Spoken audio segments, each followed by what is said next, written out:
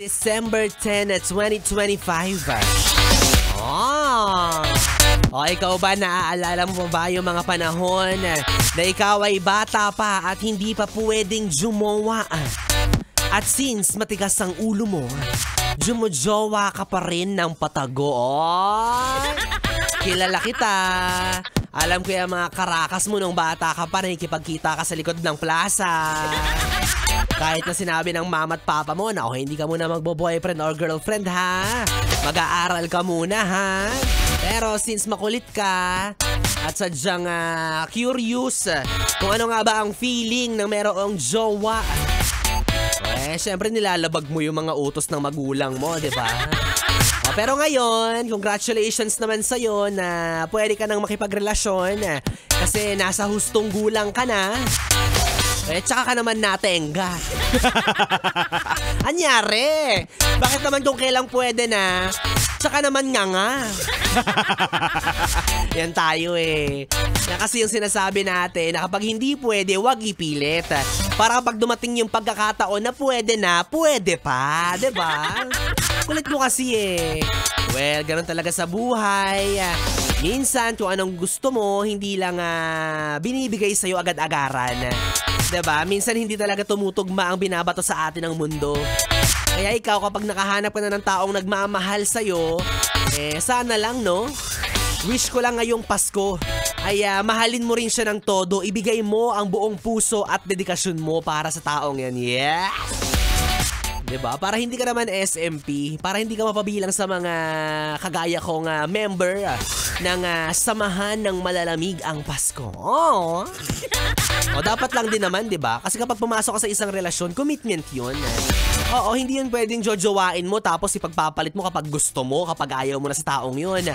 Kapag meron ka ng ibang natitipuhan, iiwan mo na lang siya basta-basta, ipagpapalit mo sa kung sino-sino. Wag ganon. Diba? Or thumb rule. Kapag hindi mo na mahal, makipaghiwalay ka na. Sabihin mo yung totoong nararamdaman mo doon sa tao. Diba? Maging patas ka sa kanya na wala na talaga. Diba? Sabi nga sa kanta, minsan kahit napilitin mo, damdamin. Hindi ko alam yung lyrics. Basta alam mo na yan. Diba? Kasi may ilang cases, no? May ilang tayong mga yes friend na nagsisettle na lang sa isang relasyon dahil sa awa na lang. Ay, grabe naman yun. Parang ang sakit-sakit naman nun. Yung tipong minamahal ka na lang ng tao at nag-i-stay na lang siya sa buhay mo dahil naaawa siya sa'yo. Ay, ginawa kang charity bell. Diba? Yung mga taong namamalimos ng pag-ibig. Nako. Uso pa man din yan, lalo na ngayong magpapasko, marami ang namamalimos. Diba? Bukod sa pera, may mga nagmamakaawa na rin na mahalin pa rin sila ng jowa nila kahit hindi na talaga kaya. Sakit naman nun. Diba? Napamember pa bigla sa SMP. Hindi pa umabot ng bagong taon ang kanilang relasyon. Diba? Buti pa nga yung mga nasa kalye, no? Kung mapapansin natin, pag sila ang namilimos, meron silang chance na makatanggap kahit man lang barya. At least may makukuha sila. Samantalang ikaw, kahit kiss lang, pinagdadamutan ka na. Diba? Ayaw ka nang makita, ayaw ka nang madikitan. Kasi nga, nandyan siya sa piling mo dahil awa na lang. Ang sakit na. Sakit naman nun. Parang sugat na lalagyan ng asin. Alam mo yun? Ay nako, kaya kung ako sa'yo yes friend, sa akin mo na lang ibaling ang atensyon at pagmamahal mo.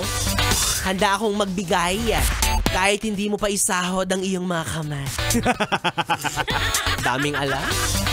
Sa mga yes friend, kapiling yun na ang bibi niya sa radyo, ang DJ na mabilis bumayo, ang dila sa mikropono. Ako po si DJ B-Boy.